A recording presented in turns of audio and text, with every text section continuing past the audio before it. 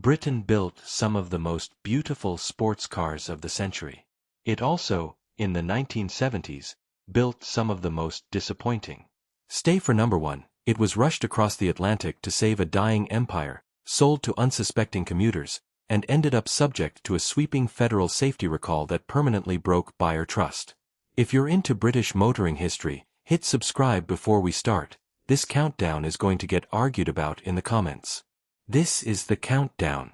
Number 10, Aston America, 1968. A British city car sent to fight on American freeways, completely out of its depth. The Aston America launched in 1968 from British Motor Holdings at Longbridge, based on the front-wheel drive ADO-16 platform. Tailored specifically for the US market, it featured a 1.3L four-cylinder engine producing around 58 brake horsepower, paired with an optional 4-speed automatic transmission. Road tests of the period recorded a top speed of roughly 84 miles per hour and a 0 to 60 miles per hour time exceeding 18 seconds, lethargic even by the modest economy standards of late 1960s US traffic. The unexpected fact: BMC explicitly marketed the America as a direct Volkswagen Beetle fighter, equipping it with hydroelastic fluid suspension and disc brakes, but American driving habits immediately exposed its mechanical fragility. Continuous high-speed highway cruising overheated the small engine, while the early automatic transmissions were notorious for sudden, catastrophic internal failures under heavy load. A compact British hatch designed for narrow European streets was simply ill-equipped for 70 miles per hour turnpikes and extreme North American temperature swings. The interior was pleasantly trimmed and offered surprisingly good space efficiency, but drivers quickly learned that the engine bay could not take the thermal abuse of American summers. The Aston America was a clever piece of urban packaging ruined by context. It proved that simply slapping "America" on the boot lid wasn't enough to make a fragile economy car survive the reality of US interstates, and it quietly disappeared from showrooms by 1972. Number 9, MG MGC, 1968. A big 6-cylinder engine shoved into a light sports car, ruining the very thing people loved about it. The MG MGC launched in 1968 from Abingdon, created to offer North American sports car buyers a more powerful alternative to the ubiquitous MGB. Under its bulged bonnet sat a 3.0L cast-iron inline-6 engine producing 145 brake horsepower. Road tests recorded a top speed of approximately 120 miles per hour, a notable jump over the standard MGB's performance on paper. The unexpected fact: the heavy BMC C-Series engine added over 200 pounds directly over the front axle, completely destroying the neutral, nimble handling balance that had made the MGB an American track and street favorite. American automotive journalists immediately panned the car for severe understeer, noting that it preferred pushing straight ahead in corners rather than carving through them. U.S. buyers expecting an agile rival to the Austin Healey 3000 or Triumph TR6 found a nose-heavy cruiser that felt cumbersome on twisty roads. The heavy steering required immense effort at parking speeds, and period road testers openly questioned why anyone would pay a premium for a car that was less fun to drive than the cheaper 4-cylinder model sitting next to it. The MGC was pulled from North American markets after just 18 months. It stands as a classic case of corporate engine swapping gone wrong. A car that traded its soul for straight-line power and ended up pleasing almost no one. Number 8, Triumph Stag, 1971. A gorgeous V8 Grand Tourer crippled by an engine that couldn't handle American heat. The Triumph Stag launched in 1971 from Leland's Canley plant, styled by Giovanni Michelotti as a luxurious open-top GT aimed straight at California Sunseekers and Mercedes SL buyers. Beneath its sculpted bonnet sat an all-new 3.0L overhead cam V8 engine engineered in-house, producing 145 brake horsepower. Period tests recorded a top speed of around 115 miles per hour. The unexpected fact: rather than using Rover's proven aluminum V8, Triumph insisted on developing its own complex engine, which suffered from severe cooling jacket design flaws, long timing chains that stretched, and head gaskets that failed with clockwork regularity in warm U.S. climates. When driven in traffic across Sunbelt states like California, Texas, or Florida, the Stag's engine frequently overheated, warping its alloy cylinder heads and mixing coolant with oil. American mechanics, unaccustomed to the engine's intricate plumbing and dual water pumps, often made maintenance errors that exacerbated the unreliability, causing resale values to plummet almost overnight. The Stag had everything required on paper: stunning Italian lines, a burbling V8 soundtrack, and a built-in roll hoop for U.S. safety compliance. Instead, its reputation for thermal meltdowns alienated buyers, and Triumph managed to sell fewer than 3,000 units in North America before pulling the plug in 1973. Number 7. Rover 3500 SD1, 1980. A European Car of the Year flagship that lasted exactly one embarrassing year in U.S. showrooms. The Rover 3500 SD1 arrived in North America for the 1980 model year from Solihull, bringing Ferrari Daytona-inspired hatchback styling and a 3.5L aluminum V8 engine producing 133 brake horsepower in federalized trim. Road tests recorded a top speed of approximately 115 miles per hour, offering distinctive executive fastback motoring. The unexpected fact: to pass U.S. federal motor vehicle safety standards, Solihull engineers had to ruin the car's sleek front end with twin-round sealed beam headlights set in bulky plastic bezels, while strangled smog equipment neutered the lightweight V8's power output down to anemic levels. Worst of all was the assembly quality coming out of the Solihull factory during British Leyland's most tumultuous era. American buyers who paid premium import money were greeted by leaking door seals, electrical shorts, interior trim that detached in summer heat, and rapid body corrosion. The SD1 had won universal acclaim across Europe, but in America, it was an alien luxury concept backed by a skeletal dealer network. Rover sold fewer than 1,200 units in 1980 before retreating from the U.S. market altogether, leaving behind a trail of frustrated owners and orphaned inventory.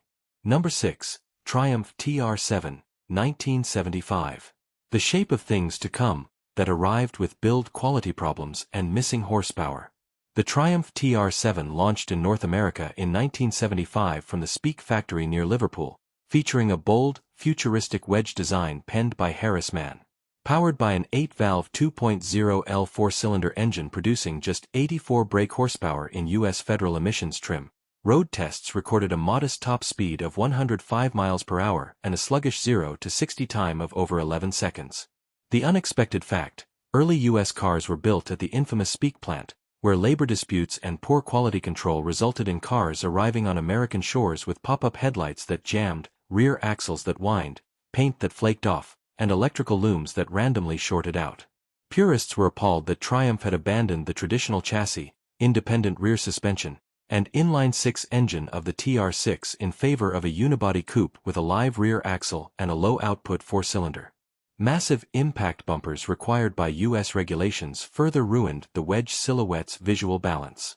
While Triumph eventually improved quality by moving production to Canley and Solihull, the TR7's disastrous early reputation in the United States severely damaged the brand's credibility right when it needed sales most. Number 5. Jaguar XJS V12, 1976. A heavy, complex grand tourer forced to live in the shadow of the legendary E-Type. The Jaguar XJS launched in America in 1976 from Coventry, carrying the near-impossible task of replacing the iconic E-Type. Under its long hood sat a massive 5.3L V12 engine producing around 244 brake horsepower in early U.S. trim. Period road tests recorded a top speed near 140 miles per hour, making it an effortlessly fast cruiser on open roads. The unexpected fact: early U.S. market XJS models suffered from complex Lucas fuel injection and ignition systems that baked under the extreme heat generated inside the tightly packed V12 engine bay, leading to melted wiring, vacuum leaks, and frequent engine fires. American sports car enthusiasts who expected an agile, open-top successor to the E-Type were instead handed a heavy, automatic-only fixed-head coupe with controversial flying buttress rear styling. Fuel economy during the 1970s energy crises was abysmal, often dipping into single digits during city driving.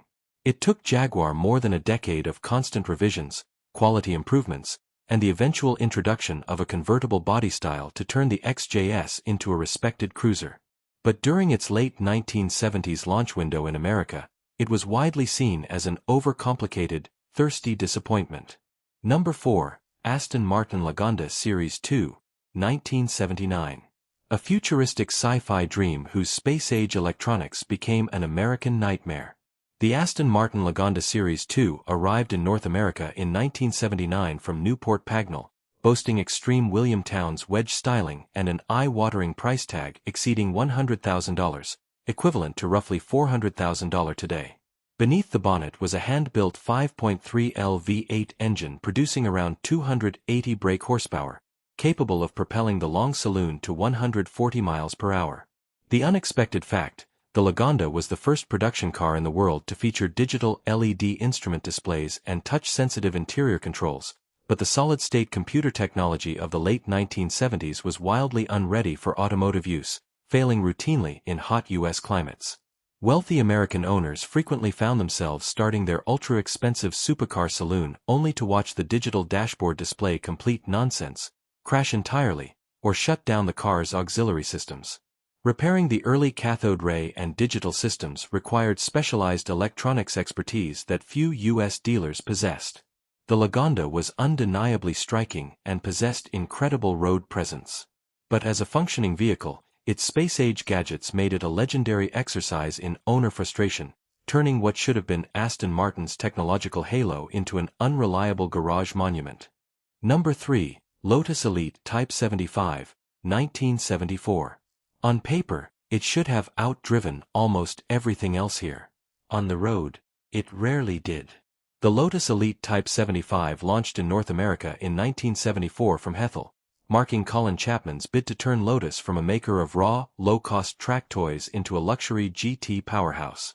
On paper, it was a masterpiece: a twin overhead cam 16-valve slant-4 engine, near-perfect 50-50 weight distribution, four-wheel independent suspension, and a drag coefficient that put rival Porsche 911s and Mercedes SLs to shame.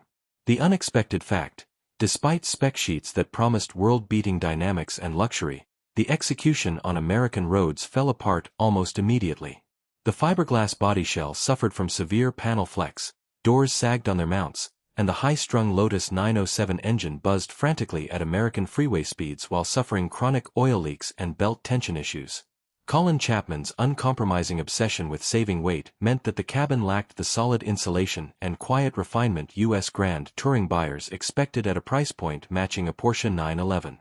Instead of out-handling and outpacing the competition as its chassis geometry suggested, owners spent more time battling electrical gremlins, cooling leaks, and squeaking trim. The Elite was technically brilliant on paper, but on the road, kit car build quality and fragile engineering turned what should have been a world-class driver's car into a frustrating exercise in compromised execution. Number 2. Sterling 825 SL, 1987. A joint venture with Honda that was supposed to offer Japanese reliability with British luxury, and delivered neither in America. The Sterling 825 SL launched in 1987 as a brand created specifically for the U.S. market by Aston Rover, sharing its core platform and 2.5 LV6 engine with the first-generation Honda Legend.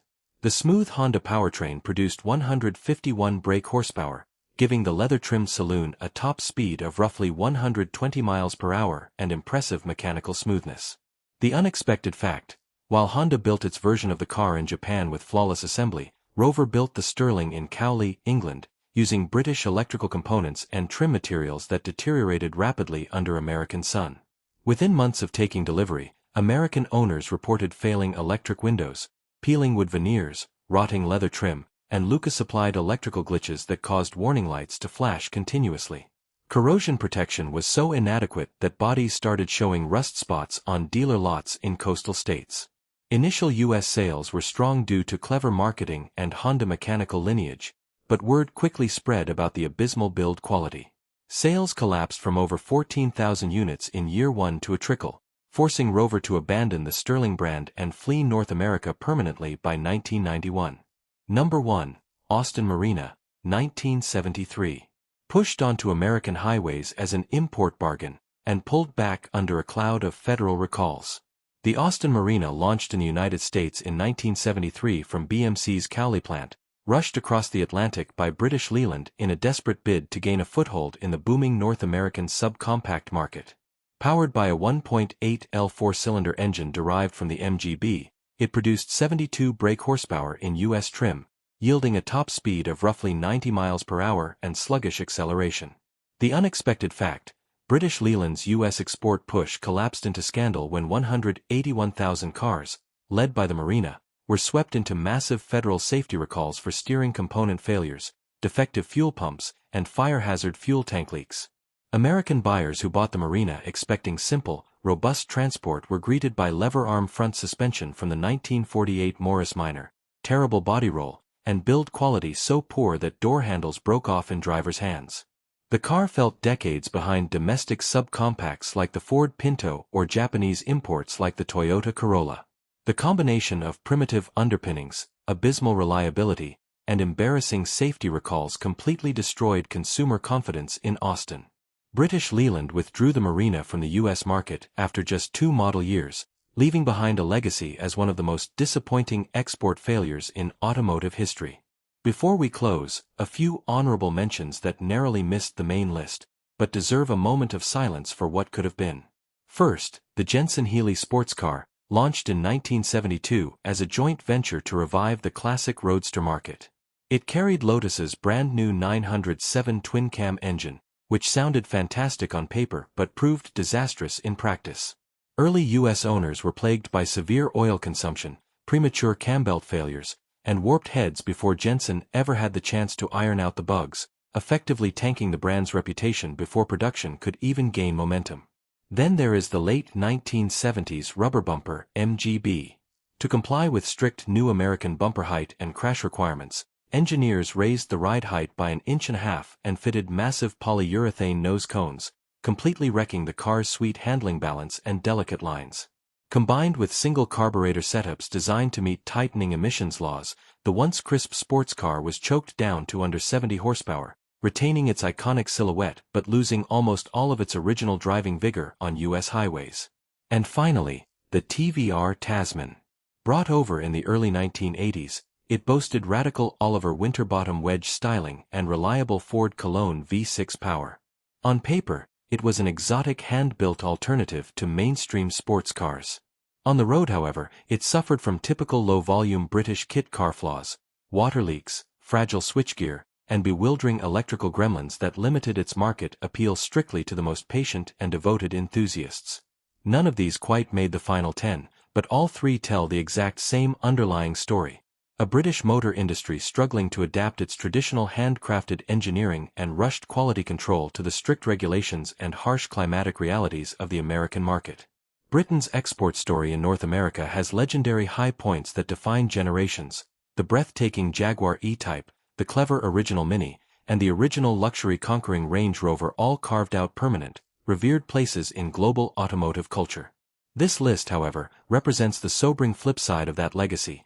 Cars rushed onto export forecourts without proper thermal testing, overcomplicated space-age electronics sold before they were fully developed, and heartbreaking quality control failures that eroded decades of hard-won brand trust in just a few short model years. Which of these do you think was hardest done by its own reputation? Was the Lotus Elite really that bad, or does the Aston Marina deserve the top spot for its federal recall scandal alone? Or maybe there was a bigger U.S. export flop from across the Atlantic that we missed entirely? Drop your pick in the comments below. We read every single one, and we'll pin the absolute best arguments for next time. If this script gave you a nostalgic chuckle or a newfound appreciation for your local mechanic, hit that like button, subscribe, and turn on notifications so you don't miss our next dive into automotive history. We've got the most disappointing European luxury imports of the 1980s coming up next. And trust us, you won't want to miss it. See you in the next video.